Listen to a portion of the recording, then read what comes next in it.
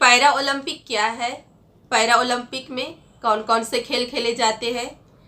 Para Olympic में अब तक हमारे भारत के खिलाड़ियों ने किस खेल में कितने मेडल जीते हैं और पैरा ओलंपिक की शुरुआत कब हुई थी और किस मकसद से हुई थी, ये सारी बातें हम लोग इस वीडियो में स्टेप बाय स्टेप जानेंगे। तो आप लोग वीडियो के अंत तक हमारे साथ बने रहिए।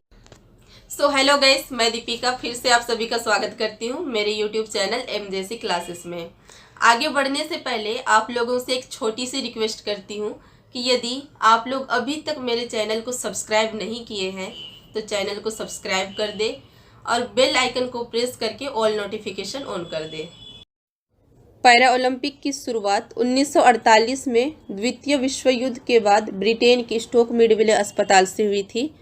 तब इसे अंतर्राष्ट्रीय व्हीलचेयर या स्टोक मिडविले खेल कहा जाता था।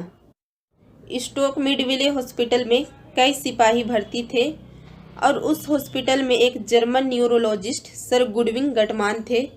इस डॉक्टर ने पैराप्लेजिक सिपाहियों का हौसला बढ़ाने के लिए खेल प्रतियोगिता आयोजित करवाई। जापान की राजधानी टोक्यो में पैरा ओलंपिक की शुरुआत 24 अगस्त से हो चुकी है, जो 5 सितंबर तक चलेगा।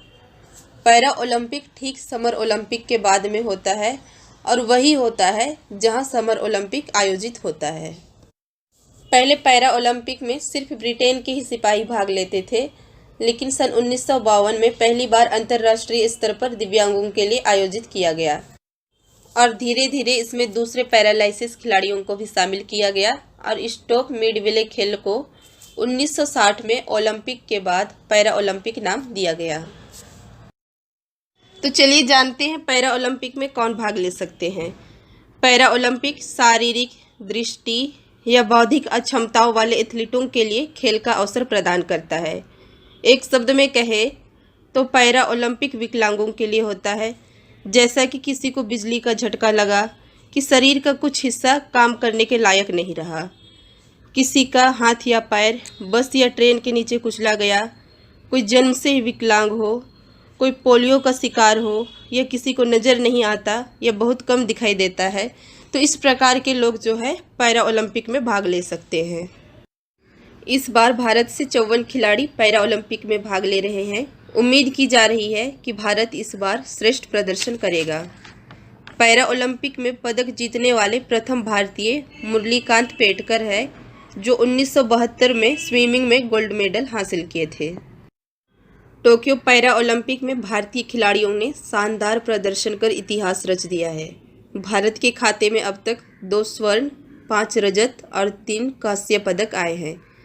पैरा ओलंपिक खेलों के इतिहास में पहली बार ऐसा हुआ है जब भारत की संख्या दोहरे अंक में पहुंची हुई है।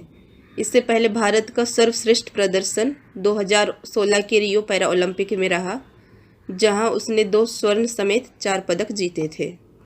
इस वर्ष टोक्यो पैरा ओलंपिक में भारत को पहला पदक 34 वर्ष की भाविनाबेन पटेल ने दिलाया है। टेबल टेनिस के क्लास 4 वर्ग में भाविना रजत पदक जीतने में सफल रही है। दूसरे नंबर पर है निषाद कुमार, जो पुरुषों के T47 हाई जंप के मुकाबले में भारत के लिए रजत पदक जीते हैं। तीसरे नंबर पर है अवनी लखेरा, जो भारत के लिए पहला स्वर्ण पदक हासिल किए हैं। उन्होंने महिलाओं की R210 metre air rifle standing SH1 में यह सुनहरी सफलता हासिल की है। इसके साथ ही अवनी ने पैरा ओलंपिक खेलों में गोल्ड जीतने वाली पहली भारतीय महिला खिलाड़ी बन गई है। 19 साल की इस शूटर ने फाइनल में 249.6 अंक बनाकर विश्व में रिकॉर्ड बना ली है। अगले नंबर पर है योगेश कथुनिया, जो पुरुषों के डिस्कस थ्रो 56 में भारत के लिए सिल्वर मेडल जीते हैं। 5वें नंबर पर है जैवलिन थ्रोवर सुमित अंतिल ने F64 वर्ग में भारत को इस पैरा ओलंपिक खेलों का दूसरा स्वर्ण पदक दिलाया है। अगले नंबर पर है 2 बार के para Olympic gold medallist Devendra Jhajharia. इन्होंने टोक्यो में भी अपना शानदार प्रदर्शन जारी रखा और सोमवार को जैवलिन थ्रो F46 वर्ग में 64.35 का वेस्ट थ्रो कर रजत पदक अपने नाम हासिल कर लिए हैं। 7वें नंबर पर है सुंदर सिंह गुर्जर। जैवलिन थ्रोवर सुंदर सिंह गुर्जर ने F46 वर्ग में ही भारत के लिए कांस्य पदक हासिल किए हैं। सुंदर को जैवलिन के अलावा डिस्कस थ्रो और शॉटपुट में भी पारंगत है, जो 2017 में दुबई में आयोजित इंटरनेशनल एथलेटिक्स ग्रां प्री में सुंदर ने इन तीनों ही स्पोर्ट्स में गोल्ड मेडल हासिल किए थे। अगले नंबर पर हैं सिहराज। शूटर सिहराज ने पुरुषों के 10 मीटर एयर पिस्टल SH1 स्पर्धा में भारत के लिए कांस्य पदक जीते हैं। 9वें नंबर पर है मरियप्पन थंगावेलु। हाई जंपर मरियप्पन थंगावेलु ने पुरुषों की ऊंची कूद T63 स्पर्धा में भारत के लिए रजत पदक जीते हैं। और 10वें नंबर पर है शरद कुमार। पुरुषों की ऊंची कूद T63 स्पर्धा में ही शरद कुमार ने भी भारत के लिए कांस्य पदक हासिल किए हैं। दूसरे वर्षों की तुलना में इस वर्ष हमारे भारत के खिलाड़ियों का प्रदर्शन अच्छा हो रहा है।